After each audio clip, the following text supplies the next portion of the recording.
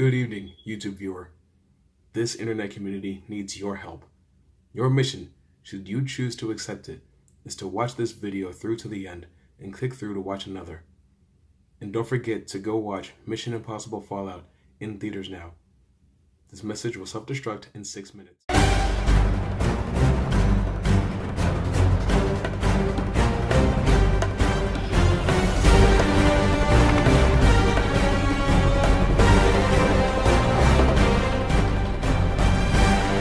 Mission Impossible Fallout. So Mission Impossible Fallout is impressively the sixth and amazingly the sixth good installment in the Mission Impossible franchise.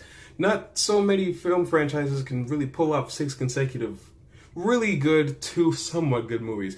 This one being the best so far, at least in my opinion. Let's get into why that is. First, I want to give major props to every single member of the cast. Some more than others, but I can't really get into that without spoiling anything.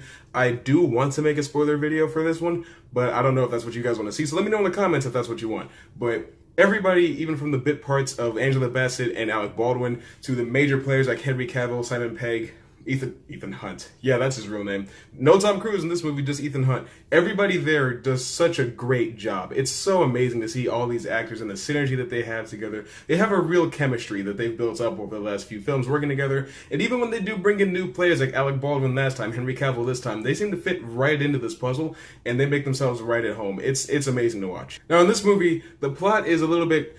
It's not, I wouldn't say convoluted. I mean, it's nukes. You know that. The whole thing gets started because Ethan screws up at the very beginning and he loses 3 plutonium charges. And basically those become the MacGuffin, but they're used in a really interesting way that I won't get into because I don't want to spoil anything.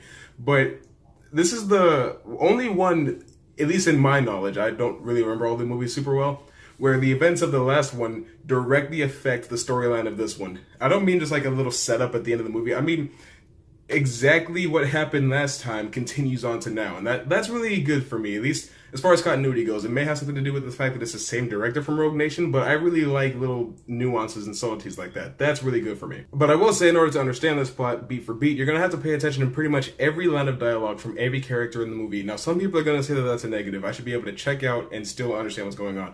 But the thing is, why would you want to check out in a movie like this? This is a spy, thriller, espionage, action epic, and the action, oh boy. The action is done in a way that's so intense. It's like, the tension will build up at the beginning of the scene, and it won't stop, it won't let up. It'll take like little brief seconds to let you breathe, but then it goes right back into it. And by the time you're sitting there with white knuckles, with your breath held to the absolute fullest, it's like, one more bit of tension, then we'll let you go.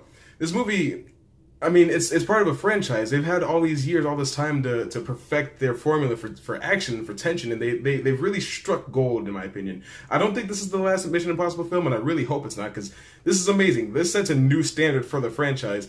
Like, this is gonna let other films know that you can have really, really well done, stellar, tense action and also not compromise the integrity of your film. Not just be, oh, the fun movie where stuff explodes. And a lot of what makes the action so gripping and so amazing is the fact that it's pretty much all practical. The CGI, when it's there, is very noticeable, but it's used so sparingly that it's not even a big deal.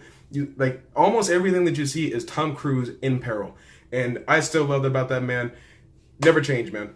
Now, the fight choreography. This is probably the most physical Mission Impossible film in quite a while. You know, the last few villains haven't really given Ethan much of a physical challenge, but this guy, I'm not going to tell you who he's fighting, but once you see him on screen, you're like, yeah, that's going to be a good fight. It's going to be awesome. But before that even happens, there's a fight in a bathroom. Like, you've seen it in the trailer.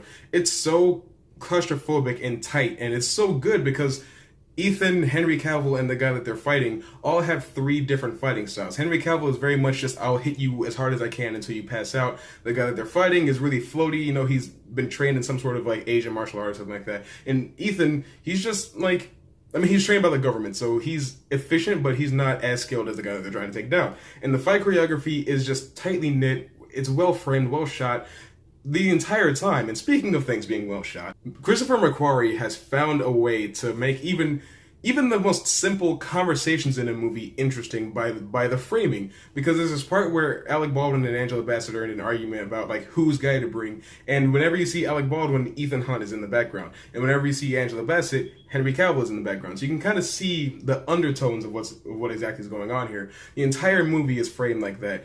if you're looking for it, you'll be catching little subtle like hints as to what's going on the entire time. And I really appreciate things like that. I like being rewarded for being able to pay attention in a movie, and sometimes you can do that just by where you put the camera. And one thing that I will say without trying to spoil anything is, of course, in a spy movie, like a spy thriller like this, you're going to expect some plot twists. And you would think that with the 6th installment of the franchise, it would be a little bit more obvious. Now, I'm not going to say that the plot, like the main plot twist in this movie, isn't at least a little bit predictable, but it comes so out of left field. You're not expecting a twist to come at this exact moment, but it hits you like a truck, and you're just like, okay, this is the story now. And it works so well.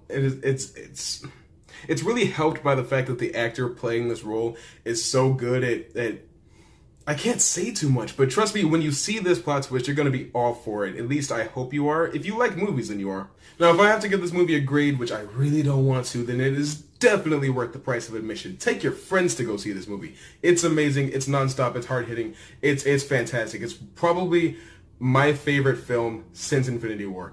I've never been so, short of breath at the end of a movie. I was having such a hard time breathing, but that's just my quick thoughts on Mission Impossible Fallout. If you liked it, if you've seen the movie, let me know in the comments. I've never asked you to do that before. But if you liked it, leave a like, comment what you want to see me talk about in the future.